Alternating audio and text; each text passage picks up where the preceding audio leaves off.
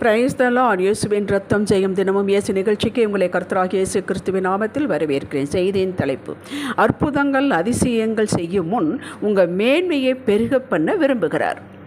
ஆதார வசனம் சங்கீதம் 71:21. என் மேன்மையை பெருக பண்ணி என்னை மறுபடியும் தேற்றுவீர். கிறிஸ்துவுக்குள் அன்பானவர்களே, நம் கர்த்தர் நீதியுள்ள தேவன். அவர் யாருக்கு கணக்கு கொடுக்க வேண்டிய அவசியம் இல்லை. அவர் தனக்குத்தானே நீதி உள்ளவர், நீதியின் மேல் பசிதாகம் கொண்டவர், நீதியுள்ள நியாயாதிபதி, பரிசுத்தர், தீமையை காணாத சுத்த கண்ணன், அநீதியை கண்டு காணாதவர்கள போகிறவர் அல்ல. நீதிமானை பார்த்து கவனித்து அவனது மேன்மையை கண்டு இருக்கட்டும் நல்லது பிறகு பார்ப்போம் என்று நன்மை செய்யாமல், ஆசீர்வதித்து பாராட்டாமல், உற்சாகப்படுத்தாமல் அவர் நகரவே மாட்டார். நோவா நீதி உள்ளவனும் உத்தமனுமாயிருந்தான். நோவா தேவனோடு சஞ்சரித்து கொண்டிருந்தான். இது நோவாவுடைய மேன்மை. கர்த்தருக்கு நோவாவின் கண்களில் கிருபை கிடைத்தது. அந்த மேன்மையை கண்டு கிருபையை கொடுத்தார். அந்த கிருபை என்ன செய்தது? பேழையை கட்டி முடித்தது. ஆதியாகமம் 6:9-8 வாசித்து பாருங்கள். அவர் சொன்னபடியே அவன் பேழையை கட்டி முடித்தான். அவனை மேன்மையை கண்டார், கிருபையை கொடுத்தார். அவன் கிருபையை செயலாக மாற்றி காட்டினார். அவனுடைய பூமியில் எல்லாம் அழிக்கும் முன் அவர் 8 பேரோட குடும்பத்தை காப்பாற்றினார். அதிலிருந்தான் ஜனப்பெருக்கம் உண்டாயிற்று. ஆபிரகாம் தேவ அழைப்பிற்கு கேள்வி கேட்பாடே இல்லாமல் கீழ்ப்படிந்தான். எல்லாவற்றையும் விட்டுவிட்டு போகும் இடம் இன்னது என்று தெரியாமல் தேவ வழிநடத்துதலுக்கு ஒப்பு கொடுத்து அவர் கொடுத்த வாக்குகள் அத்தனையும் நிறைவேற்ற வல்லவர் என்பதை உறுதியாய் நம்பி விசுவாசத்தில் வல்லவனானான். இது அவனுடைய மேன்மை. அதை கண்டார். அவன் தன் மேன்மையை கண்டார். ஆபிரகாமின் மேன்மையை அவர் கண்டார். இந்த கீழ்ப்படிதலும் விசுவாசமும் ஆபிரகாம் மேன்மை. இதற்கு கர்த்தர் என்ன செய்தார்? இயேசு கிறிஸ்துவை விசுவாசித்து ஏற்றுக்கொண்டவர் அத்தனை பேரும் பிறப்பின்படி நாம் ஆபிரகாமின் சந்ததி என்ற மேன்மையை ஆபிரகாமுக்கு கொடுத்து விசுவாச தந்தை என்ற மேன்மையை கொடுத்தார். நம்முடைய மாமிசத்தின்படி நம்முடைய பிறப்பில் இல்லாவிட்டாலும் ஆவியின்படி நம்ம ஆபிரகாமுடைய சந்ததி, அந்த மேன்மை ஆபிரகாமுக்கு கொடுத்தார். உனக்குள் சகல ஜாதிகளும் ஆசீர்வதிக்கப்படும் என்று கொடுத்தார். முதிர் வயதில் ஒரு மகனை ஈசாக்கை கொடுத்து பின் இன்றளவும் கிறிஸ்துவுக்குள் இருப்போர் ஆபிரகாமின் சந்ததி என்ற மகாபெரிய மேன்மையை கொடுத்தார். இப்படி ஒவ்வொரு பரிசுத்தவான்கள் மேன்மையை நாம் பட்டியலிடலாம். யோபு, யோசேப்பு, தாவீது, தானியேல், அப்போஸ்தலர்கள் அவர்கள் தங்கள் நாமத்திற்காக தனக்காக தன்மேல் வைத்த நம்பிக்கையை காட்டவும் அவர் வகுத்து கொடுத்த எதிர்பார்த்த சுபாவம், அதுதான் மேன்மை. பேச்சிலே செயலிலே காட்டி நிலைத்திருந்தவர்களை அவர் வெறுமையாய் விடவில்லை. நீங்கள் ஒவ்வொருவருக்கும் ஒரு மேன்மையை நீங்கள் காணலாம். யோபுக்கு பொறுமை என்ற மேன்மை, தன்னை ஆண்டவரை அறிந்தது அப்படியே அறிக்கை செய்தான் மேன்மை. யோசேப்பு கர்த்தர் தன்னை கவனித்துக் கொண்டிருக்கிறார் என்பதில் உறுதியாக இருந்தான் மேன்மை. தாவீது பிரமாணத்தை விட்டு கொடுக்கவே இல்லை. அதாவது அபிஷேகம் பண்ணப்பட்டவன் கையை வைக்கக்கூடாது என்பதை கடைசி வரல் அந்த மேன்மையை காத்து கொண்டான். தானியேல் வைராக்கியமாக இருந்தார். அப்போஸ்தலர்கள் எத்தனை கஷ்டப்பட்டாலும் சவால்கள் வந்தாலும் தங்கள் எடுத்த வேலையை முடிக்காமல் இருந்ததே இல்லை. கஷ்டப்பட்டார்கள், கிறிஸ்துவுக்காக கஷ்டப்பட்டார்கள். இதெல்லாம் அந்த மேன்மையை கண்டார். அந்த மேன்மையை பெருக வைத்தார். தம் கிருபையை கொடுத்து அவர்கள் எடுத்த தீர்மானத்தில் உறுதியாயிருந்து தான் நினைத்தையும் செய்து முடித்தார். அப்படித்தான் நமக்கும் கூட இப்படிப்பட்ட நிலையை அடைய வேண்டும் என்ற ஆசை உண்டு. முதலில் ஆசைப்படுங்கள். இது ஏதோ சமூக குற்றமல்ல. நீதிமானுடைய விருப்பங்கள் கொடுக்கப்படும் என்று வேதத்தில் உள்ளது. நீதிமொழிகள் 10:24. நாம் நீதிமான்கள். நம்முடைய விருப்பங்கள், ஆசைகள், இருதயத்தின் வேண்டுதல்கள், எதிர்பார்க்கும் காரியங்களை கையூடி வரை செய்ய அவர் எப்போதும் தயார் நிலையிலேயே உள்ளார். நாம் என்ன கெட்ட காரியத்தை கேட்டுவிட போகிறோம்? அவர் சித்தத்தின்படிதான் கேட்போம். நாம் கேட்பது அவர் சித்தத்துக்குள்ளதான் இருக்கிறது. இப்படி சொல்லுகிறேன்.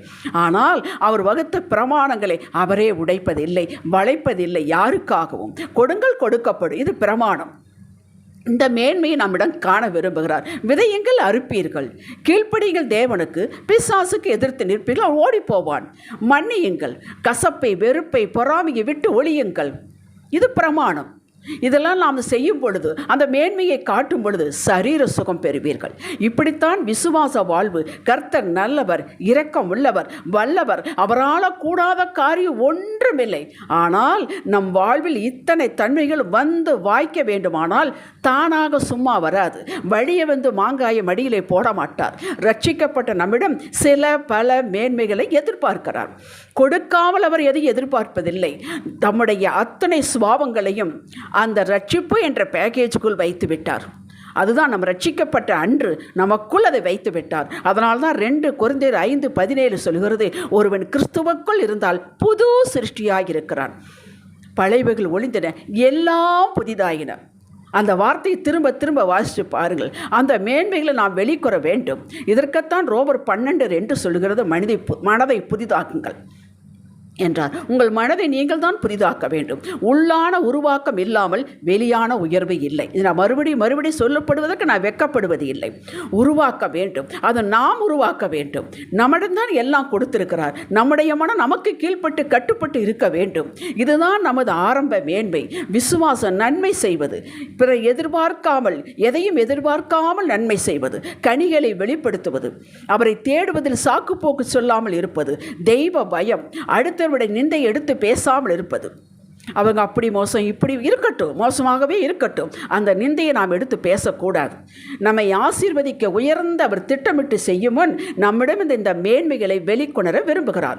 வெளிக்கொணர்வு மட்டுமல்ல, அதை பெருக்க விரும்புகிறார், அதிலே நிலைத்திருக்க விரும்புகிறார். முதலில் இத்தனை சூழ்நிலைகளை அமைத்து கொடுக்கிறார். தாவீதுக்கு சவுலை தொடவே இல்லை. ஏற்கனவே நான் சொல்லிவிட்டேன், எல்லாம் சொல்லிவிட்டேன். ஒவ்வொருவருக்கும் ஒரு மேன்மையை நான் சொல்லிவிட்டேன். இந்த மேன்மைகளை முதலில் பெருக பண்ண வைக்கிறார். இந்த மேன்மைகள் ஆரோக்கியமான நிழலிலே, சௌரியமான சூழ்நிலையிலே பெருக்க முடியாது, வெளிப்படுத்த முடியாது.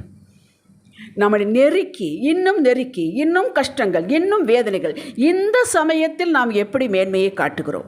இந்த சமயத்தில் நம்ம நல்ல சுபாவங்களை, கிறிஸ்துவின் சுபாவத்தை நம்ம எப்படி காட்டுகிறோம்? அதுதான் நம்முடைய திறமை இருக்கிறது. அதைத்தான் அவர் பார்க்க விரும்புகிறார். எல்லாம் நல்ல சௌரியமான சூழ்நிலையிலே நாம் ஒருத்தருக்கு உதவி செய்து பெரிய காரியம் அல்ல, பொறுத்து கொள்வது பெரிய காரியம் அல்ல. எந்த சூழ்நிலை நாம் மேன்மையை காட்டுகிறோம்? எவ்வளவு இக்கட்டான சூழ்நிலை மேன்மையை காட்டுகிறோம்? அதாவது தாவீதினால் சகித்து கொள்ளவே முடியவில்லை. அந்த சமயத்தில் அவன் மேல் அவன் கை வைக்கவில்லை, சவுலின் மீது கை வைக்கவே இல்லை. அதுதான் மேன்மை. அப்படி நம்மிடம் இந்த மேன்மையை காண விரும்புகிறார். அந்த மேன்மையை பெருக்கி காட்ட விரும்புகிறார். கஷ்டந்தாங்க, இல்லைன்னு சொல்லலை, ஆனால் அப்படித்தான் செயல்படுகிறது. தெய்வ சட்டம், பரலோகம் அப்படித்தான் செயல்படுகிறது. இந்த நிலை வரட்டும் அல்லது எதிர்பார்ப்பது இல்லை. அந்த ஆர்வம், உற்சாகம், வைராக்கியம் நிலைத்திருக்க வேண்டும் என எண்ணம், இதை கண்டது தமது அளவில்லா கிருபையினாலே இவைகளை வெளிப்படுத்த உதவி செய்கிறார். நாம் கொஞ்சம் வெளிப்படுத்தினால் போதும், அதை பெருக்குகிறார். அதனால தான் என் மேன்மையை பெருக பண்ணி மறுபடியும் தேற்றுவேன் என்று சொல்கிறார். நாம் கொஞ்சம் வெளிக்காட்டினா போதும், அதை பெருக்குவார். இதோடு தொடர்ந்து நீங்கள் காணாத ஆசீர்வாதங்களை, மேன்மைகளை கொடுக்கிறார். இவைகளெல்லாம் ப்ரூவ் பண்ணப்பட்டவைகள், ஏதோ ஒரு தியரியாக எழுதி வைக்கப்பட்டவைகள் அல்ல. ஒவ்வொருவருக்கும் அது சாட்சியாக ப்ரூவ் பண்ணப்பட்டவைகள். மேலே சொன்ன அத்தனை பரிசுத்தவான்களும் அளவில்லாமல் நன்மையை பெற்ற யாவரும் தவறியவர்கள்தான். அவர்களால் முடியாமல் பொய் சொன்னவர்கள்தான், கொலை செய்தவர்கள்தான். ஆனாலும் மறுபடியும் எழுப்பினார்கள் பாருங்கள். எழுப்பி ஆண்டவருடைய நிலையில் நின்றார்கள் பாருங்கள். அந்த நின்ற நிலையில் அவர்கள் விலகவே இல்லை. இன்று உங்களை நல்ல சுபாவத்தை, அந்த மேன்மையை வெளிப்படுத்துங்கள். அவர் பெருக்குவதற்கு கிருபையை தருவார். அந்த கிருபையை கொண்டு நீங்கள் மேலும் மேலும் பொறுமையாக சகித்து கொண்டு மேலும் வேதம் வாசியுங்கள், மேலும் அவரிடம் போங்கள், மேலும் ஜெபியுங்கள். அந்த மேன்மையை காட்டிக்கொண்டே வாருங்கள். சாதாரணமாக, ஆனந்தமாக, எளிமையாக அந்த மேன்மைகளை வெளிப்படுத்த முடியாது. நீங்கள் மகத்துவரின் பிள்ளை என்பதை தினமும் உங்களை சுற்றி இருப்போருக்கு அதை காட்டுங்கள். இவ்வளவு கஷ்டமான குடும்ப சூழ்நிலையிலும் அவர்கள் எத்தனை கிறிஸ்தவன் என்ற மேன்மையை காட்டிக்கொண்டே வருகிறார்கள் என்று சாட்சி பெற வேண்டும். பின் யோபு 37:5 நீங்கள் கிரகிக்கக்கூடாத பெரிய காரியங்கள் உங்கள் வாழ்வில் செய்யாமல் அவர் ஓயவே மாட்டார். ஜெபிக்கலாம். தகப்பனே, ஒவ்வொரு நாளும் எல்லா இடத்திலும் எல்லோரிடம் நீர் எங்களுக்கு தந்த அந்த நல்ல சுபாவங்களான மேன்மைகளை நாங்கள் வெளிப்படுத்தி உம்மை மகிமைப்படுத்த விரும்புகிறோம் ஆண்டவரே. அதற்கு உம்முடைய கிருபை வேண்டும். அதை நீர் பெருக்குவீராக ஆண்டவரே. உமக்கு ஸ்தோத்திரம். நீர் என்ன தருவீர், இதை செய்தால் தருவீரா, அதை செய்தால் தருவீரா என்று நாங்கள் எண்ணாதபடிக்கு, எங்களுக்கு இது லாபம் என்ன என்று எண்ணாதபடிக்கு, இது என் தகப்பனுக்கு பிடிக்கும், நான் மேன்மையை காட்டுவேன், இந்த மேன்மையிலே நிலைத்து இருப்பேன் என்று இருக்கும்படியான அந்த சுபாவம் எங்களுக்குள் உண்டாகட்டும் ஐயா, இயேசுவின் நாமத்தில் பிதாவே, ஆமேன்.